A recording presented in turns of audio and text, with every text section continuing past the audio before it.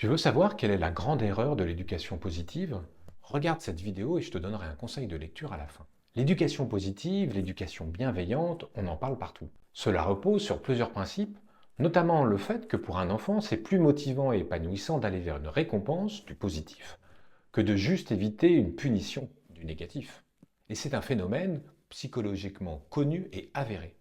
Le problème, c'est que les disciples de Dolto, de l'éducation positive, bienveillante et montessorienne, ne prennent pas en compte d'autres données issues des neurosciences. Notre cerveau fonctionne aussi à la conséquence. Et s'il ne rencontre jamais de conséquences négatives, il va vivre les choses comme étant sans limite. Pourtant, le problème est que la vie a des limites, que nous nous heurtons tout au long de notre existence à des limites. Des choses banales du quotidien comme un rayon vide dans un magasin, ou alors des choses plus terribles comme la perte d'un être cher alors qu'il n'avait même pas 20 ans. Apprendre à gérer les limites, c'est essentiel pour ne pas vivre dans la douleur permanente de la frustration. Mais pour comprendre l'explication, encore faut-il en avoir les capacités. Et les capacités de notre cerveau n'arrivent à maturité qu'à 25 ans. Alors comment faire pour faire comprendre le danger à un enfant qui n'a pas encore réellement compris ce qu'était la mort?